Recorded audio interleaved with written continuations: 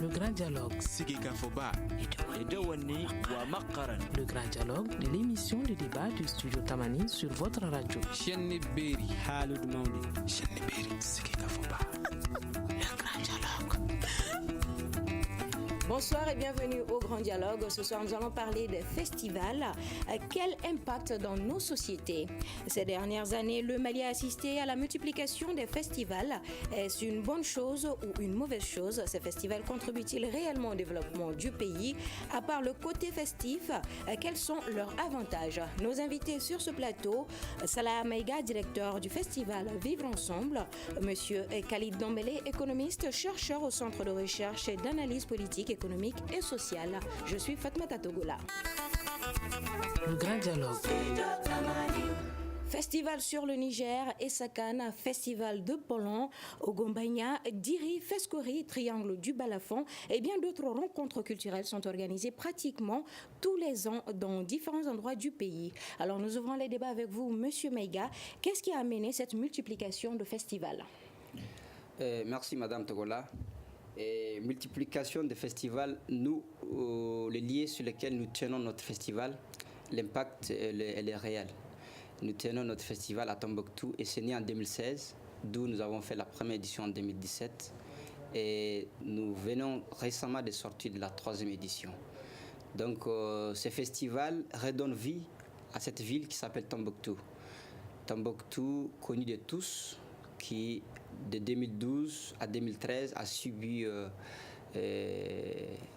à travers la crise de multiples formes une déchirure entre les communautés et pas seulement entre les communautés, entre aussi le leader religieux. Donc nous nous sommes dit, nous avons réfléchi avec les communautés sur place, avec les leaders des jeunesses, avec les leaders des associations de femmes. Qu'est-ce qu'il faut pour que nous puissions nous retrouver autour d'un événement qui peut si je comprends bien, ça c'était l'objectif de la création de votre festival. Exactement. Mais nous parlons cette fois-ci de pourquoi la multiplication. On a assisté à beaucoup de festivals qui ont vu le jour ces récentes années. Pourquoi cela? Bon, cela, moi, en ce qui me concerne particulièrement, c'est le festival Vivre Ensemble Tombouctou, qui se tient à Tombouctou, et je ne peux parler que de ces festivals. Mais pourquoi la multiplication de ces festivals est une question d'ordre général. Mais pour nous, ce festival a lieu quand même d'exister, a lieu d'être créé, a lieu de commencer, autour duquel nous pourrons avoir l'adhésion de l'ensemble des communautés et de l'ensemble des leaders de la société. Et à travers ça, nous créons de la joie, nous créons de l'émotion, nous créons énormément de choses liées à la résilience. Donc c'est d'où la création de ce festival. Et aujourd'hui, c'est le festival qui est répertorié au nom de Tombouctou. D'accord. Donc d'autres villes en ont. Et si je reviens à ta question, je répondrai pour dire que la multiplication des festivals se fait aussi pour que chaque festival fait aussi la promotion de sa ville. D'accord. Et vous, Monsieur Dombele? Pour répondre à cette question, je pense qu'il est intéressant de savoir c'est quoi d'ailleurs festival. Festival, c'est l'incarnation de la célébration ou de la représentation d'un certain nombre de genres musicaux, genres artistiques, du cinéma, du théâtre, de l'opéra. Ça peut aller dans ces ordres-là. Donc, pourquoi ça se multiplie? Ça se multiplie parce qu'aujourd'hui, on voit que nous sommes dans une société où les gens prennent goût à ces choses, à la musique, les gens prennent goût au cinéma, on prend goût au théâtre, on prend goût aux représentations artistiques. Donc ça se multiplie pour la simple raison que dans un premier temps, il faut reconnaître qu'aujourd'hui, les secteurs qu'elle incarne, qu'ils incarnent autant pour moi, sont des secteurs qui aujourd'hui gagnent beaucoup d'intérêt aux yeux de la population. Mais au-delà, on le sait, ces cérémonies-là génèrent un certain nombre de revenus. Ça occupe un certain nombre peut-être qu'on en aura à parler, ça occupe un certain nombre de personnes. Ça permet effectivement à un certain nombre de secteurs, dont l'hôtellerie, la restauration, le transport, de vivre davantage. Donc voici des raisons qui permettent effectivement aujourd'hui à ces événements de se multiplier. Les secteurs qu'ils représentent, à savoir l'art, à savoir le cinéma, le théâtre, à savoir la musique, sont des secteurs qui aujourd'hui gagnent beaucoup d'intérêt, gagne en intérêt aux yeux de la population, mais également, ces événements permettent effectivement à un certain nombre d'individus de gagner beaucoup d'argent, de se faire un revenu à la fin du mois. Donc, je pense que pour ces deux raisons-là, ça a lieu d'être. Ok, mis à part cela, mais est-ce qu'il y a un côté négatif qu'on peut soulever ou un autre aspect? Le côté négatif peut-être c'est la gestion. La gestion et le moment par exemple. Nous sommes à une époque aujourd'hui au Mali qui traverse, c'est vrai, c'est pas une raison de ne pas vivre. C'est vrai que nous traversons une situation d'insécurité qui est assez énorme. Lorsqu'on regarde tout ça, à côté de cela, les festivals se multiplient. Est-ce que quelque part on ne peut pas se reprocher comme quoi est-ce qu'il y a aussi, les gens sont souciés de ce qu'on vit aujourd'hui dans ce pays-là, pendant que les gens se font assassiner tous les jours au nord, pendant que certaines personnes se font assassiner au centre, à Bamako ici, nous fêtons. Dans d'autres régions du sud, nous fêtons. Donc, il y a lieu de se poser la question, est-ce que le moment est propice pour la multiplication justement de ces activités? Donc, nous revenons à M. Maïga qui va peut-être répondre à cette question que vous venez de poser tout de suite. Est-ce que le moment est opportun pour cette multiplication de festivals ou, si je ne puisse le dire, votre festival? Nous dirons oui, les mois opportuns pour faire des festivals, puisque comprendront que quand il y a méfiance entre les populations, entre les couches, quand il n'y a pas des événements qui peuvent quand même réunir, il faudra quand même faire exister des événements de ce genre autour de laquelle les gens s'expriment, autour de laquelle les gens ont droit à la parole, au cours de laquelle les gens manifestent leurs sentiments de reconnaissance, autour de laquelle les gens y profitent en dehors même du côté festif économiquement, en dehors même du côté festif, qui profitent des cadres d'échange autour de laquelle les festivals se tiennent. Donc ces festivals, oui, ça redonne aussi confiance aux partenaires surtout vers chez nous, à Tombouctou, où tenir un simple événement n'est pas facile aux yeux d'autres personnes qui sont de l'autre côté du monde, parce que chez nous, ce n'est quasiment pas possible de tenir un tel événement autour de laquelle nous avons un grand public, autour de laquelle nous avons un grand monde. Donc c'est d'où l'impact, ça donne confiance aux populations à croire en eux-mêmes qu'ils peuvent tenir tout ce qu'on tient à Bamako, tout ce qu'on tient à Paris, tout ce qu'on tient ailleurs. Ça, c'était, quand vous organisez le festival, c'était ça l'objectif, redonner la confiance, ramener la cohésion sociale. Mais après votre première édition, diriez-vous que votre objectif a été atteint? Oui, nous dirons oui, notre objectif a été atteint, puisque ça a gagné l'adhésion de toutes les populations de Tombouctou et aussi des amis de Tombouctou et des partenaires techniques sur place qui ont quand même accompagné. Aujourd'hui, il y a de nombreuses ONG qui appuient les activités liées à la cohésion sociale, liées au vivre ensemble, qui, quand ils voient des activités comme ça, prendre l'initiative, prendre un chemin sur des activités pareilles, ça les donne confiance à accompagner, ça les donne confiance à dire que nous avançons. Et même pour les forces de l'ordre et de sécurité, ça les permet d'évaluer réellement le travail qu'ils sont en train de faire. Puisque tant que nous n'arrivons pas à tenir des activités comme ça, nous dirons que nous sommes loin de ce que nous cherchons, la paix, la cohésion sociale, le vivre ensemble. D'accord. Alors, Monsieur Dembélé, beaucoup de festivals, beaucoup d'aspects culturels, sociaux, mais présentement, est-ce que vous diriez que du culturel, on en vient au commercial? C'est difficile effectivement de parler aujourd'hui de festivals, d'organisation de ces activités sans pour autant toucher effectivement l'économie, le commercial, parce que mon collaborateur ne dira pas le contraire. Pour organiser ce genre d'activité, il faut ce qu'on appelle du fonds, il faut des ressources pour faire fonctionner ce genre d'activité. Alors oui, il y a un côté, depuis toujours, il y a un côté commercial qui est là, mais aujourd'hui on voit effectivement que ce côté commercial là prend quand même un peu le dessous.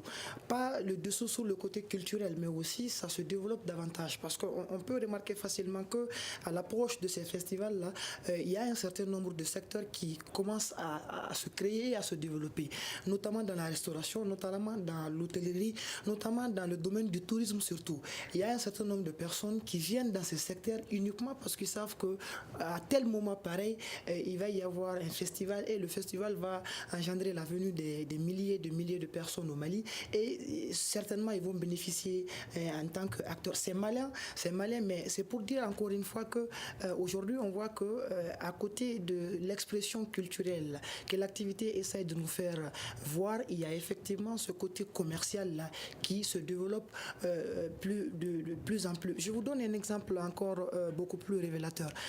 Si nous voulons même s'amuser un peu et puis nous amuser un peu et puis faire une analyse des impacts économiques de ces activités sur la société, on se rend compte facilement qu'il y a d'abord un premier secteur auquel ça favorise très rapidement, c'est justement le tourisme, parce que quand il y a un festival aujourd'hui, tu as des acteurs des acteurs du secteur touristique qui aujourd'hui gagnent beaucoup d'argent en matière de guide, en matière d'activités d'organisation, mais également la restauration, je l'ai dit tantôt, mais aussi l'hôtellerie, mais également le transport. Ça, ce sont des impacts qui sont visibles, qu'on peut facilement remarquer, mais il y a également des impacts qui sont parfois indirects, qu'on ne voit pas trop souvent, mais lorsqu'on prend par exemple la restauration, pour faire la restauration, on a besoin des matériaux qui ne sont pas forcément issus du secteur de la restauration. Donc, les matériaux auxquels nous aurions besoin, nous sommes appelés à les acheter. Donc, c'est un impact indirect de l'activité qui fait qu'on va acheter ces matériaux avec d'autres personnes. Ce qui fait que le festival fait vivre non seulement de façon directe un certain nombre d'individus, mais aussi indirect, parce qu'il y a des individus qui vivent de cela directement, qui pour pouvoir vivre sont obligés de faire recours à d'autres acteurs qui ne sont pas forcément concernés par le festival en question. Donc pour faire gros, il y a effectivement un aspect commercial aujourd'hui qui est très visible. D'accord. Alors M. Maïga, M. Dambélé vient de nous parler, nous exposer un peu du côté commercial et tout. Mais qu'est-ce que vous pouvez nous dire concrètement, mis à part le côté festif de votre festival à Tombouctou, qu'est-ce que ce festival apporte à la localité? Exactement. Mis à part le social, la cohésion sociale et tout, oui, en termes d'économie. Notre festival n'est pas que festif. Moi, je vous dirais que c'est l'un des rares festivals où les côtés festifs ne représentent que 30% du festival. Et nous, notre festival, il est aussi humanitaire. Pendant ce festival, nous avons fait des consultations et donné des médicaments gratuits à 420 personnes durant le festival, durant une semaine. Et dans diverses activités, ils ont bénéficié de ça. Nous avons aussi fait des distributions de vivres à 200 ménages. Nous avons aussi appuyé 20 jeunes dans l'insertion socio-professionnelle. Donc, nous, notre festival, en dehors de tout ce qui est festif, il est celui-là. Il est aussi foire commerciale, vente. Il est aussi visite des sites où nous essayons de donner confiance aux guides pendant ce festival, qui est une visite guidée ou 2 visites guidées séquelles parallèlement au festival. Donc, nous invitons beaucoup de gens d'ailleurs, de loin, et de Bamako qui partiront au festival. D'autres sont même sous notre charge de transport à travers nos partenaires qui nous aident à nous transporter le festivalier par avion, la MINISMA, il faudra les noter, puisque c'est des partenaires techniques qui nous appuient énormément sur le plan logistique. Et nous, c'est aussi tous ces hôtels qui sont à Tombouctou, qui revivent à travers ces festivals. C'est aussi encore tous ces restaurateurs, comme Dembélé vient de le dire, qui revivent parallèlement, directement ou indirectement, de ces festivals. Parce que quand il y a un grand monde, forcément, ils sont sur les sites, ils consomment directement. Ils consomment directement de produits consommables qui sont sur place. Donc, ça profite à toute la ville de façon générale. Et pour la 3e édition, nous avons inclus ces activités que nous avons tenues à 100% en dehors de tout ce qui était côté festif. Pour la 3e édition. Pour la 3e édition. Et la première et la deuxième, ça c'était 100% festif. La première et la deuxième n'étaient pas aussi 100% festif. Elle était aussi conférence, elle était aussi débat, au cours de laquelle des plateaux ont été donnés à des partenaires et aux autorités, aux élus politiques et administratifs qui ont pris des engagements devant le public. C'est devenu aujourd'hui, pour les populations, un créneau d'avoir les partenaires au moins une fois par an, où ils peuvent leur poser des questions, où ils peuvent même les pousser à prendre des engagements dans les débats. Et après, nous faisons toujours des suivis. La première édition a été comme ça. On était à notre tout début, il y avait Ocha. Dans les débats, ils ont pris un engagement. 2 mois après, ils ont tenu l'engagement. C'était à ce que la jeunesse de Tombouctou initie un projet d'assainissement, à ce que la ville soit assainie. Et tout de suite, c'est parti du débat. Et il a pris l'engagement verbal. Et les rapports sont là. Après, nous, on a fait la suivi. Et tout de suite, ils ont exécuté cette activité avec les jeunes. Ça s'est produit. Et voilà. Et tant d'autres engagements ont été pris par les élus auxquels nous faisons aussi la suivi parce que c'est des engagements pris devant un grand public, devant 500 personnes, devant 300 personnes, où nous avons des rapports écrits et que nous publions aussi sur nos différents sites. Donc là, un engagement pris engage aussi celui qui a pris l'engagement. D'accord. Alors, M. Dambélé, M. Mega vient de nous parler un peu de son festival. 30% festif, 70% humanitaire, c'est bien ça? Cette 3e édition. 30% festif et 30% humanitaire. Débat public auquel les humanitaires, durellement, ils mettent en lumière aussi ce qu'ils ont fait durant l'année, puisque c'est une chance pour exposer ce qui a été fait. D'accord. Voilà, donc il y a aussi ces visites guidées, la foire, qui aussi génère beaucoup d'argent, pas pour le festival, mais pour les commerçants, pour les gens qui profitent d'acheter. Est-ce le cas dans d'autres festivals où c'est en général la même chose, selon vous? En général, la même chose, je ne crois pas. Par exemple, lorsqu'on prend l'exemple du festival de Gong qui a eu lieu chaque année au Mali ici, on peut facilement se rendre compte que lorsqu'on va sur le lieu, c'est vrai que le soir, on joue de la musique, mais l'activité la plus principale qui anime d'ailleurs le festival en question tout au long de la semaine, c'est uniquement la foire en question, parce que c'est là-bas où les gens se rendent pour acheter les tenues traditionnelles, pour acheter les choses auxquelles on n'a pas accès tous les jours au marché. Donc pour dire que aujourd'hui, on peut effectivement constater que cet aspect, encore une fois commercial, prend le dessus, indépendamment même de la volonté des organisateurs. Peut-être qu'eux, ils organisent le festival dans l'optique de montrer comment est-ce qu'on chantait autrefois, montrer quelles sont nos vraies valeurs. Mais au-delà de cela, à côté de cela, on voit que d'autres acteurs s'invitent dans la danse et parviennent quand même à tirer leur épingle du jeu. Le festival dont je parlais tout à l'heure, quand vous vous rendez là-bas, vous avez l'impression quand même de rentrer dans un supermarché où tout ce dont vous avez besoin dans ce secteur donné, dans l'ethnie en question qui est l'ethnie Dogon, on peut facilement les avoir là-bas à ce lieu.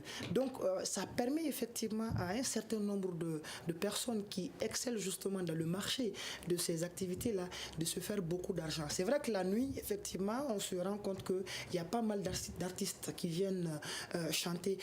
Peut-être que l'objectif même des organisateurs, c'est aussi cela. C'est également permettre aux commerçants de ce secteur-là de pouvoir mieux exposer leurs marchandises et permettre également aux spectateurs le soir de participer effectivement à... Mais pour moi, c'est l'aspect vente là, surtout avec ce festival en question qu'on remarque beaucoup plus parce que du matin jusqu'au soir, 24 heures sur 24, ils sont ouverts.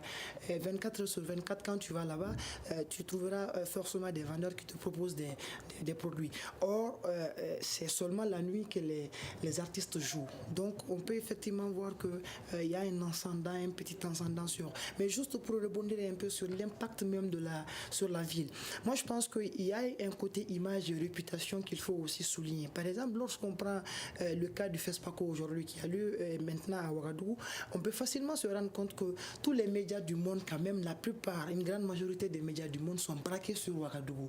Ça permet à un certain nombre de personnes qui ne connaissent pas cette ville-là d'entendre parler de Burkina Faso, d'entendre parler de ce festival-là. Pourquoi pas suivre par moment, parce que quand on regarde les journaux plutôt, on se rend compte qu'il y a des images qui passent.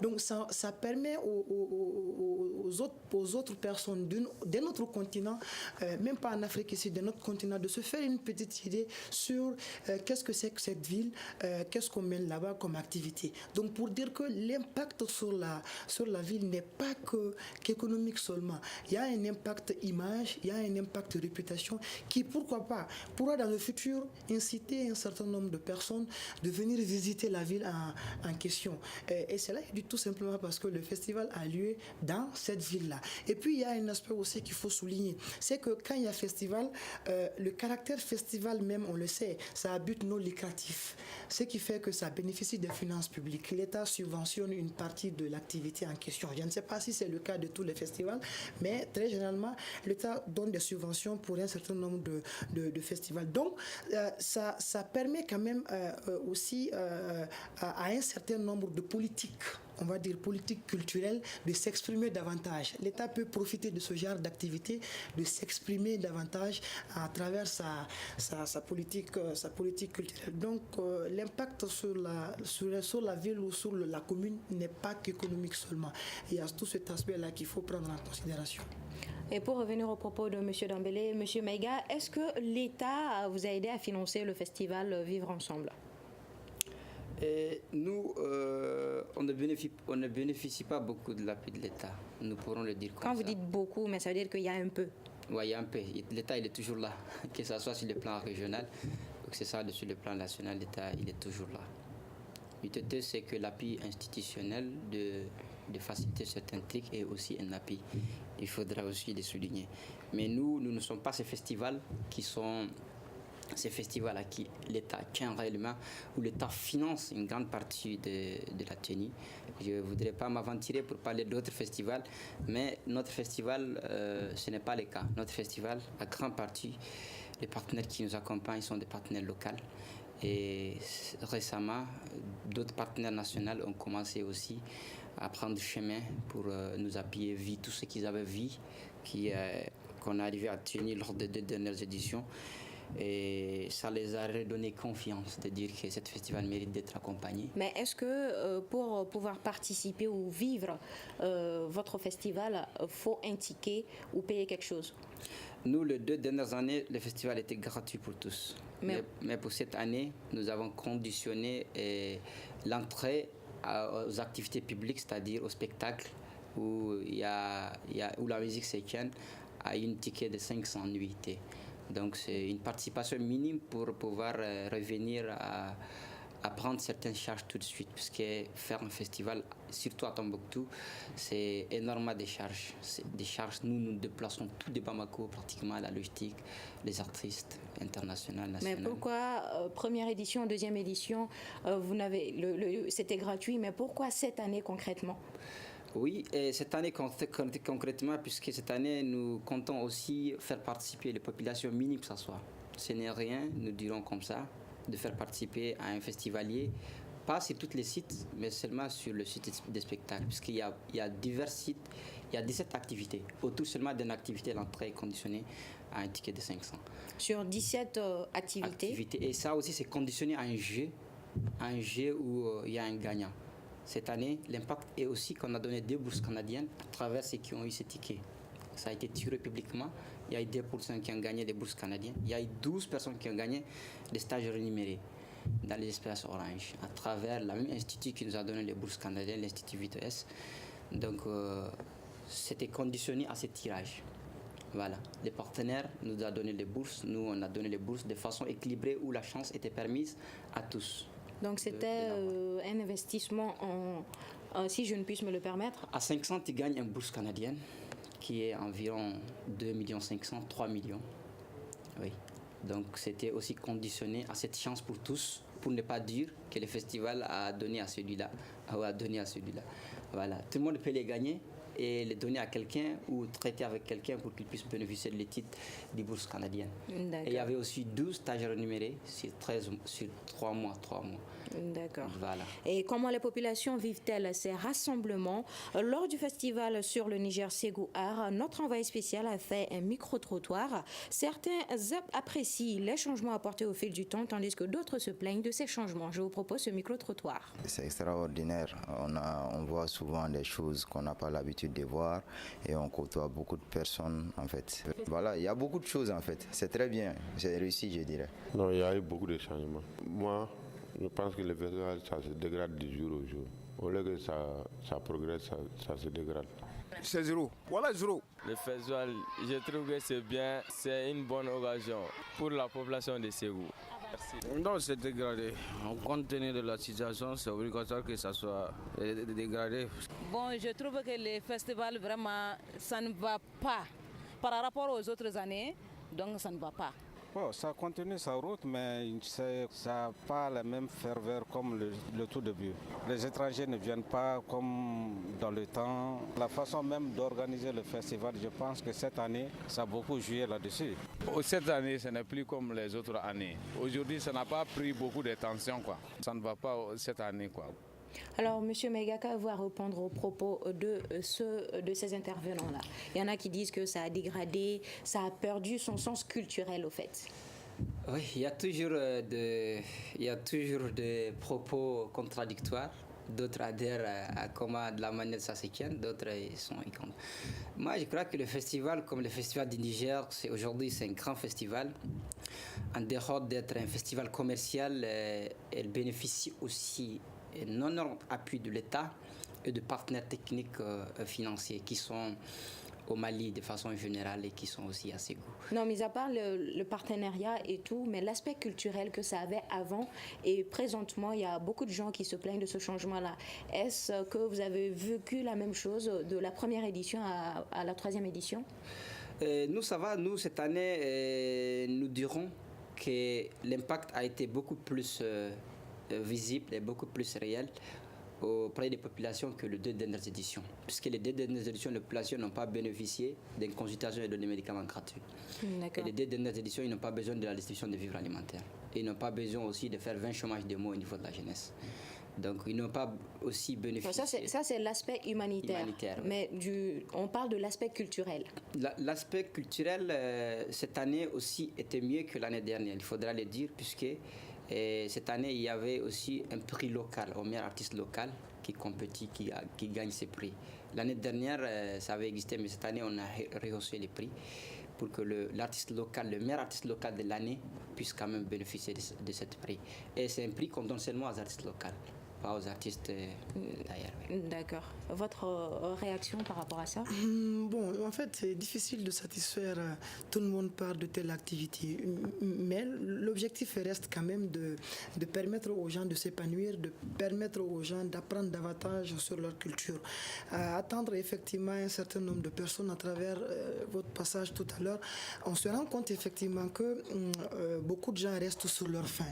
Qu'est-ce qui fait cela? Moi, je pense que c'est là aussi dû à l'organisation, quelque part. Par exemple, pour organiser un festival, je me dis que est-ce qu'il n'est pas intéressant aussi, avant de l'organiser, de prendre en compte les attentes de spectateurs.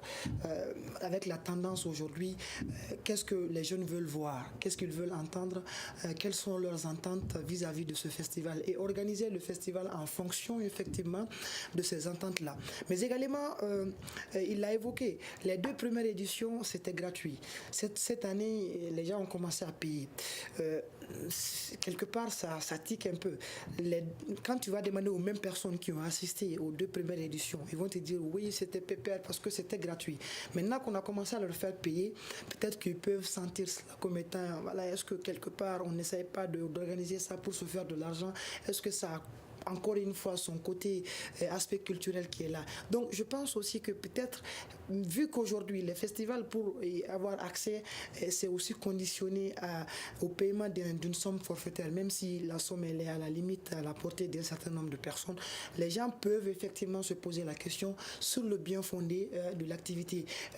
Mais il faut le reconnaître que quand ils organisent ça, comme il l'a dit, leur cas, ils ne bénéficient d'aucun financement vis-à-vis de l'État. J'ai cru comprendre cela. Ce qui fait que pour organiser ce genre d'activité, quelque part, il faut quand même compter un peu sur ses propres fonds, mais également demander aux spectateurs, bon, si vous voulez quand même que le festival ait lieu, il va falloir quand même donner une petite somme pour qu'on puisse organiser l'activité en question. Donc, c'est difficile de leur juger comme ça lorsqu'on n'est pas dans la main dans les pattes, qu'on ne voit pas les choses de plus près. Mais je voudrais aussi souligner que Le fait que l'État finance par exemple le Festival du Niger, il faut comprendre que l'État gagne quelque chose en retour. Parce que quand il y a un festival comme ça, n'importe quel des festivals, qu'il l'État finance ou ne finance pas, on l'a dit, il y a dans certains domaines comme la restauration, comme le transport, comme les billetteries, comme l'hôtellerie, il y a dans ces domaines-là qu'il y a beaucoup d'achats. Or, en termes d'achat, à chaque fois qu'on achète quelque chose, il y a ce qu'on appelle l'impôt indirect, la taxe sur la valeur ajoutée. À chaque fois que ces achats augmentent, ça permet à l'État d'augmenter davantage ses recettes fiscales. Donc, l'État même a intérêt quelque part que ces festivals se multiplient, rien que parce que ça lui permet d'augmenter davantage en termes de revenus de recettes et comme je l'ai dit, en termes d'image même du pays. D'accord. Alors, Monsieur Maïga, vous avez beaucoup parlé de l'aspect humanitaire concernant votre festival. Mais en général, quand on parle de festival, on parle de culture, on parle d'art. Mais si ce n'est que 30% de festivals festifs, si je ne puisse me le permettre, vous avez parlé de culture, art, des prix, des artistes locaux et tout.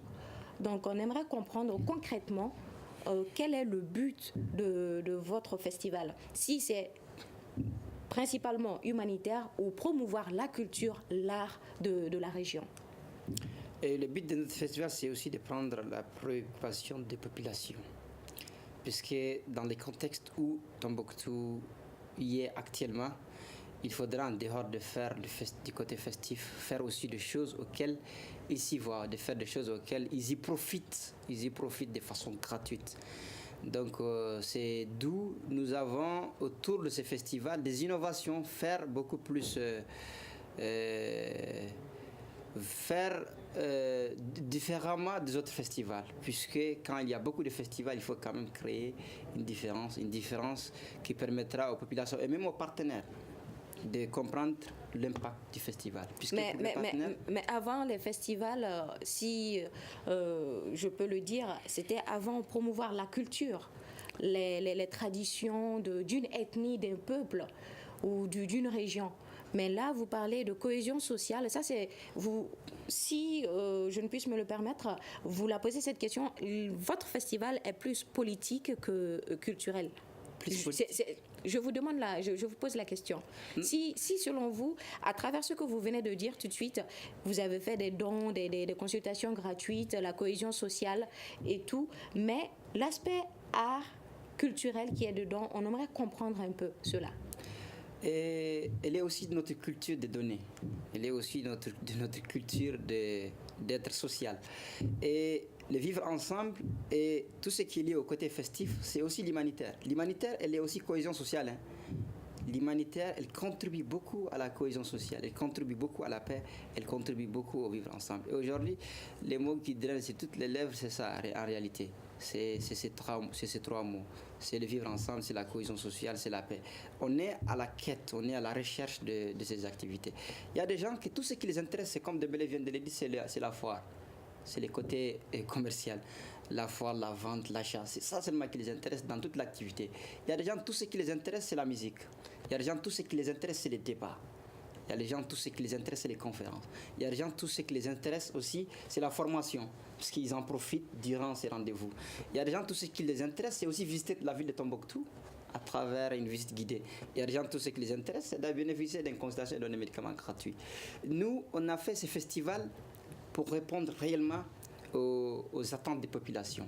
Puisque le besoin est là. Moi, si on a inclus une rubrique 100% humanitaire où il y a consultation et don des médicaments gratuits, je sais que Tombouctou sur le plan santé est limité.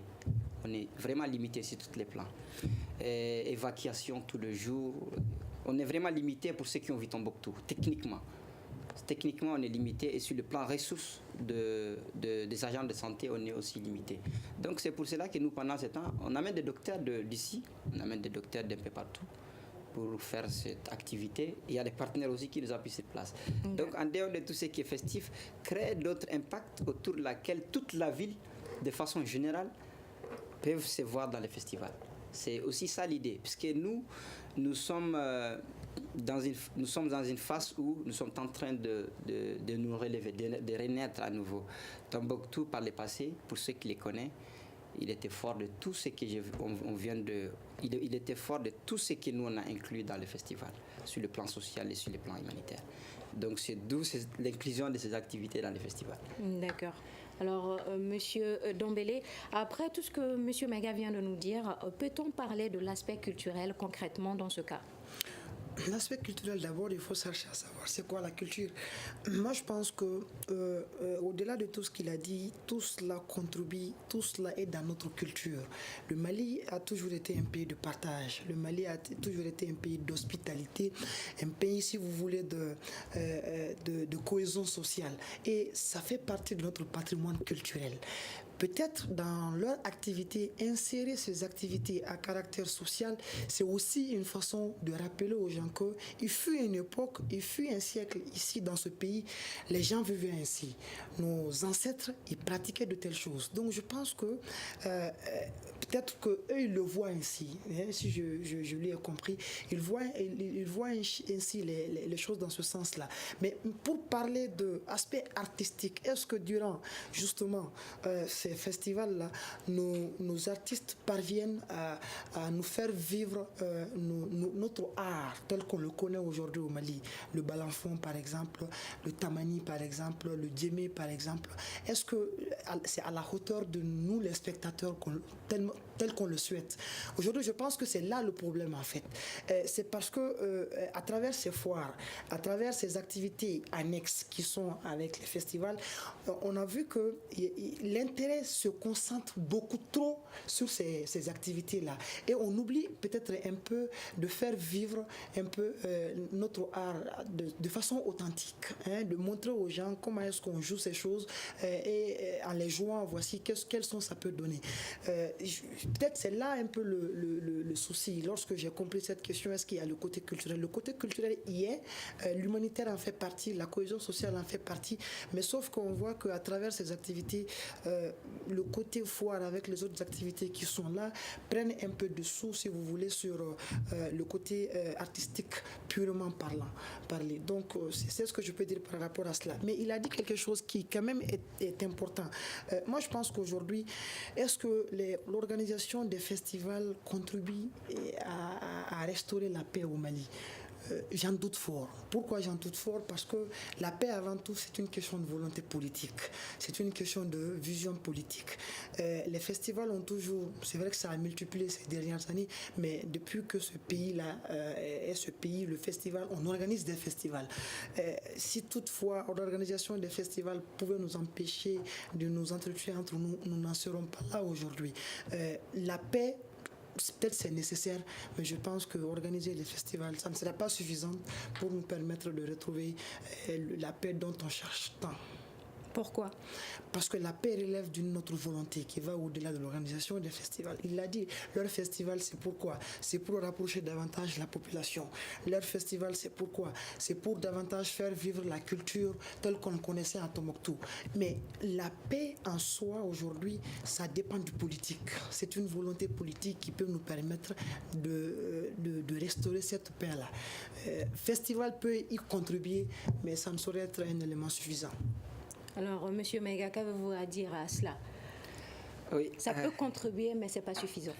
À cela, nous dirons à coup sûr, ça contribue à la paix, ça contribue à la cohésion sociale, ça contribue à tout ce que nous sommes en train de rechercher, à coup sûr.